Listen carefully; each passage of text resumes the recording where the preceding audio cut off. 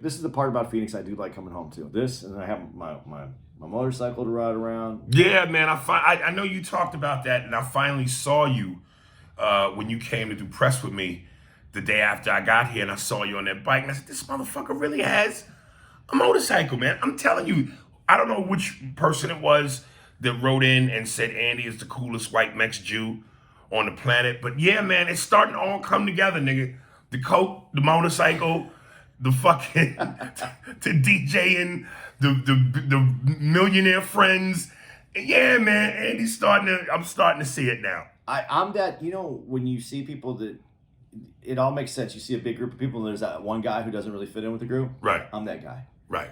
There's an art to interviewing. There's an art to being interviewed, giving interviews, and speaking in interviews. And sometimes, especially with dudes who aren't comics, because comics, I think our innate intuition is to go for it, to go for the jugular, to put it out there. We want a reaction. Whereas sometimes, especially rappers, they all play it cool. They play it cool. They rap, I'm cool. And Kane is already it's almost like LL gets the credit for being the ladies' man, the suave ladies' man. But Kane was that too. I forgot till he mentioned it. He posed for Playgirl. Really? Yeah. And he always had that, dark chocolate, smooth persona. And so when we first started doing the podcast, he was real, yo, what's up, y'all? This is Big Daddy Kane. Laid back. Lord Finesse was kind of quiet and talking, and it went. And listen, I'm not bragging here, but even Russell was like, "Yo, you took over, dog. Like this is my shit, and you took over. I was interviewing niggas, I was asking questions, I was cracking jokes, and I'm saying all that to say, the first 15 minutes, if it would have stayed, cool, blah blah blah, it would have been a lame podcast. But the more I got aggressive, the funnier I became, the funnier Russell became. It loosened Kane up, Finesse up, and then they started getting animated.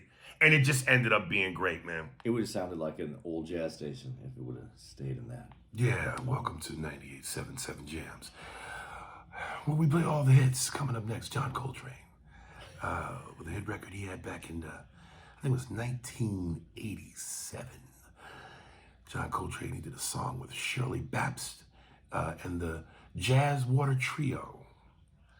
You don't want to miss this. This is a great song, guys. To all the listeners out there, dial in and you can win tickets to a free concert at the Rose Bowl 2 weeks from today in July. It's going to be great. Here's John Coltrane. You were on stage when I was hanging out with him, and this is the truth about it. First, he wouldn't let me have a picture with him. Yeah, that sounds like Paul. That was first. He said no, and he said to his manager or his guy, and he said, oh, "We'll see how it goes." Well, and they sat down, and we were watching. I was watching basketball, I believe, at the time, and his manager said Paul likes to watch like movies. So I said, "Fuck, Paul can watch whatever the fuck he wants to. It's his TV now, right? And so they put on movies, and then Paul tested me. He said a bunch of shit to me to see what my reaction was going to be. And you remember what he said? Yeah, well, he was telling me about all the old Hollywood women and how they like to fuck black dudes and how they like to fuck him who he fucked. And he was just seeing how I would react to this kind of things that he was saying. The whores. Brett Butler, yeah? It was forbidden for the white woman to taste that black fruit. Most of the men they fucked were their husbands. The 50s and the 60s and the golden years. When they were housewives, they did what they were told, and when their white zaddies came home, they bent over and took it like a champ. But then when their husbands weren't looking, they drove to the other side of town where the niggas live. For what reason? We know what it is. That huge monkey cock. Forbidden niggas. It's the best tasting fruit. Like they say, the darker the nigga, the sweeter the berry. Go ahead. So yeah, what you just said right there, all that.